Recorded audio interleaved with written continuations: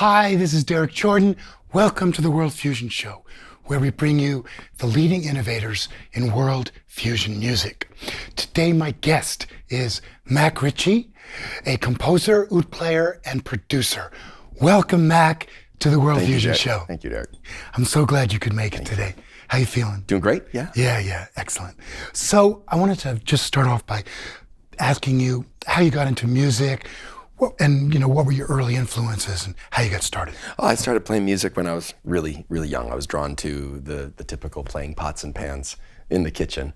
And when I ended up going to kindergarten, there was a Suzuki violin program that they were teaching all the way to 5-year-olds. And so I came home with little tiny violin, and I would put on Linda Ronstadt records and play along. Excellent. And to Love is a Rose and stuff like that. And so I always was interested in picking up an instrument and interacting. It wasn't about the dots on the page. It was about grabbing it and just going for it, right? And banging on a piano and whatnot. So the schooling process was always more challenging for me than the excitement process. Right. And so there was violin, and then I studied piano for a little bit, and that's a lot of reading, which was really scary for me. It was almost I was afraid of reading music for a long time.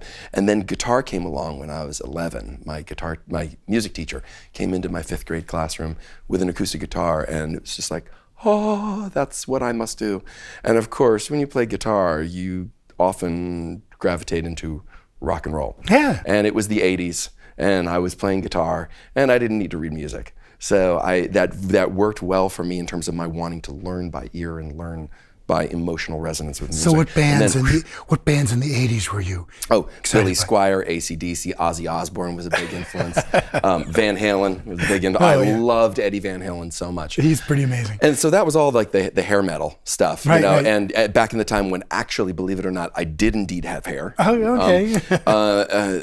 That was over by the time I was 19.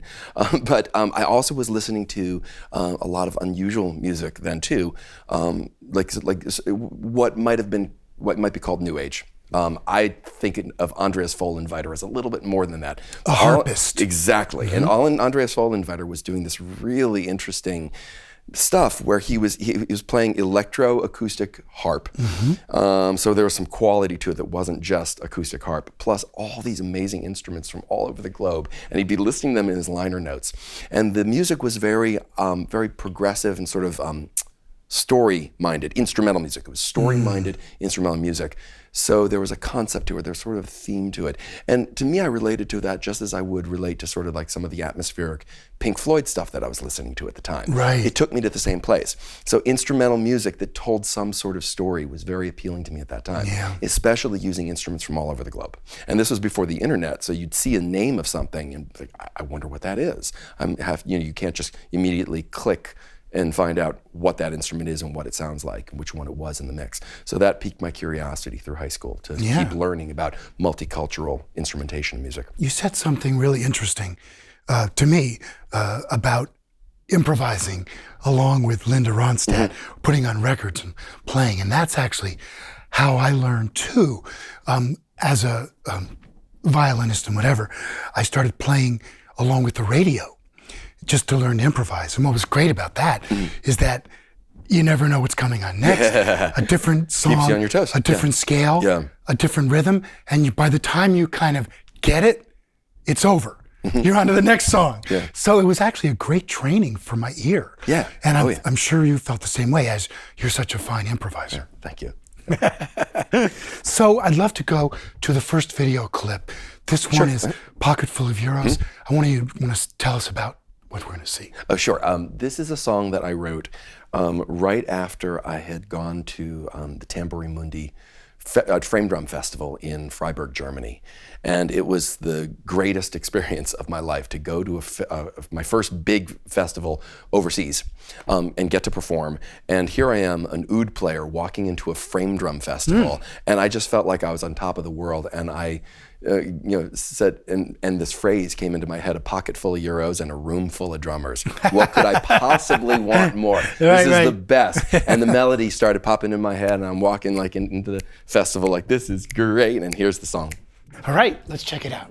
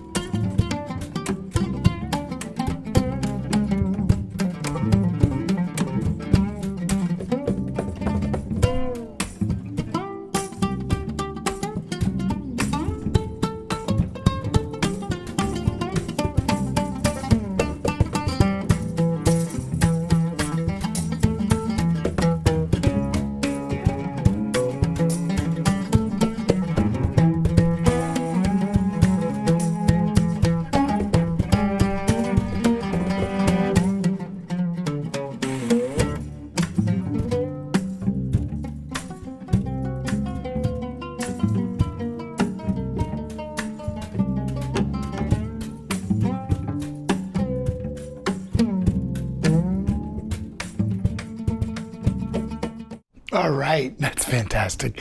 Get the funky oud going on, right? So it's great. Crossover. Really. Very nice. You were also very inspired by other artists like Peter Gabriel, Hamza El-Din, who I love both of them. Yeah.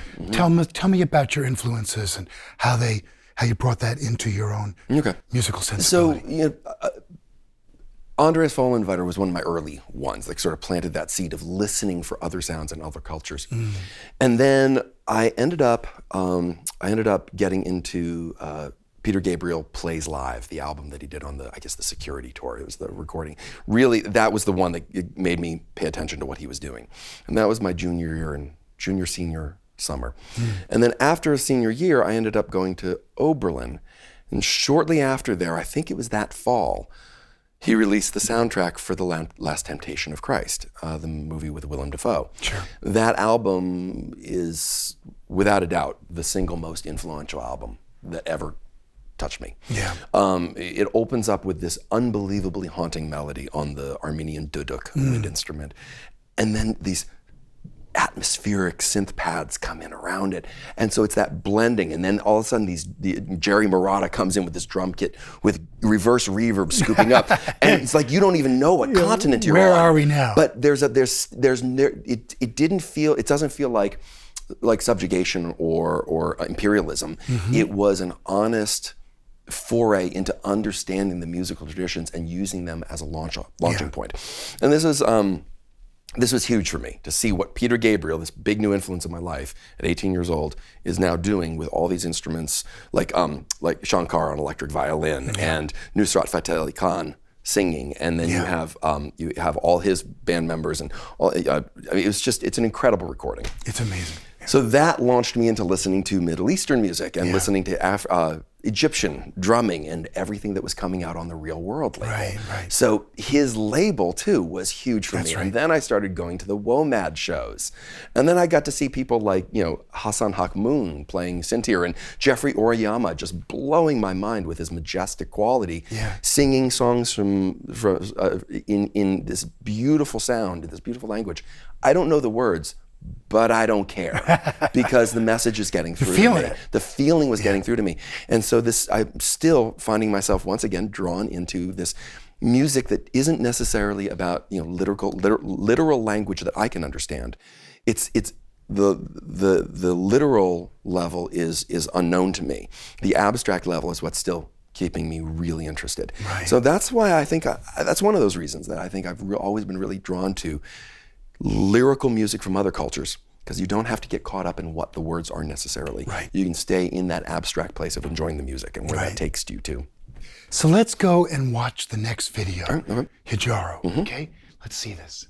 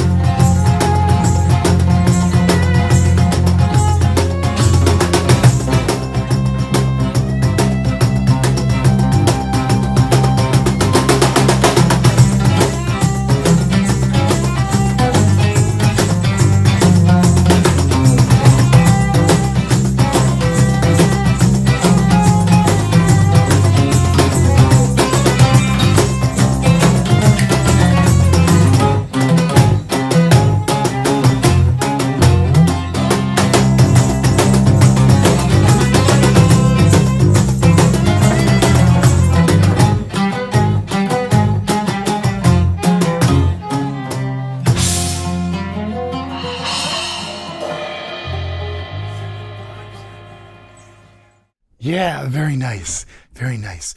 Now, you're also in an original electric rock band called The Response. Yes. Yeah. Where you play electric oud, right? Yeah. So and I get to stand up and sing. Yeah, tell us too, which about is great. that one. I never, we were just talking about lyrical music, Yeah. right? And almost all of the oud music I think I've ever heard has been not in English. Okay. So I've never related to it as something that I would end up singing. Right. 'Cause I don't know Turkish and I don't know Arabic. And those are the two primary languages of the songs that I've been encountering that have oud in them. So I never really thought that I would end up singing, even though I used to be doing the rock thing, and I've been a singer-songwriter for a whole 15 years of my life in my 20s before I discovered the oud. And it was so funny to just fall into this group. I moved to Carlisle, Massachusetts about 10 years ago, and ended up just meeting like my new circle of wonderful friends in town. And I think that's an uncommon thing in your late 30s, to move to a new town out in the woods outside of Boston, and then find your best friends. Yeah. You know, and so it was exciting to find this new community. It's a very small town of like 3,000 people, and I fell in with some folks who just had sort of a pickup band, and I ended up sort of picking up with them, and then it sort of got better and better, a little bit more together, and I sort of ended up taking the role of the camp counselor, I think, organizing this ragtag group of garage band folks in Carlisle, but with great songs. Yeah. And so we started creating this collaboration, and it's such a wonderful thing to have a band that is it doesn't need to be anything other than what it already is. Mm-hmm. Like, I'm just so content having like multiple groups that I have. I'm my band 35th Parallel that I've been in for 17 years. We have a new album that'll be coming out in 2018, pretty soon. Dunham Shoe Factory, which is a very active group right now. It's a quartet. Esthema, which is the videos that we just saw, the video of Hijaro. And then this other group where it's like, it's totally different. We play only a couple gigs a year. Right. We have fun. I get to write. Again, in English, and get to play this instrument that I never thought I would And play loud. Yeah, it's fun, yeah. Cool. So I would like to go right to our next video, which is another video with Esthema. And we're also working on a new album right now, Esthema. So let's go check this one out, too. This is cool.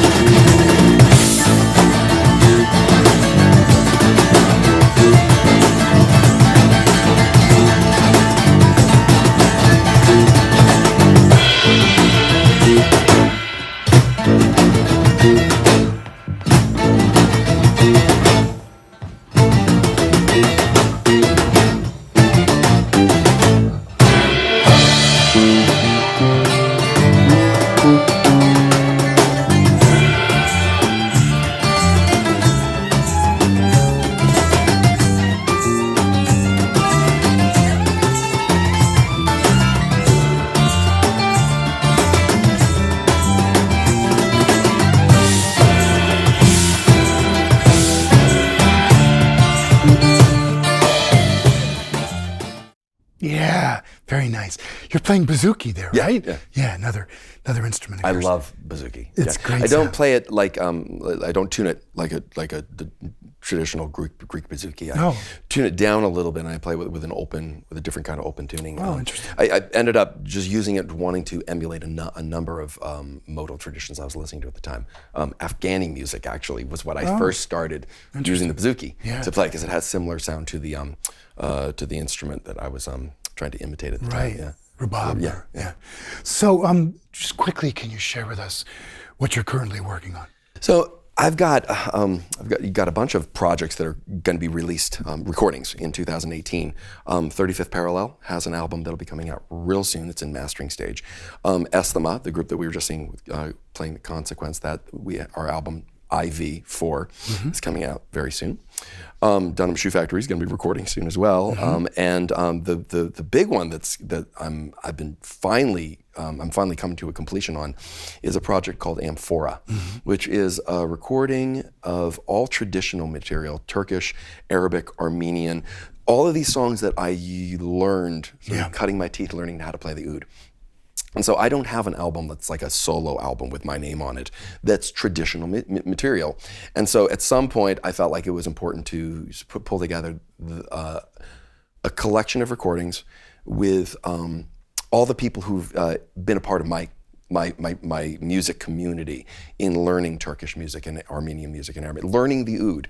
And this is in part in honor to my teachers and all the community that has been my teachers working, and having the internet as an option is incredible. Yeah. Because I've had a number of people from around the globe actually contribute tracks to the recording. I've got and they send me the audio, and we include it on the recording. So that's been a real. I've been working on that album for 6 years now, I think, and no hurry, just when it's ready to come out. It's now slated for release fall 2018. That's great. Called Amphora, and all my friends are on it. Very nice. So most inclusive solo album ever, right? That's great. So Mac Ritchey, I want to thank you so much for coming on the World Derek. Fusion Show today. It's been great having you on, talking to you, and having you share your music with us. We're now going to do some live in the studio playing together, which I'm very excited about doing. And hey everyone, this is Derek Jordan. Thank you for joining us today on the World Fusion Show. And hey, remember, like we always say, think globally, listen locally, and support independent music.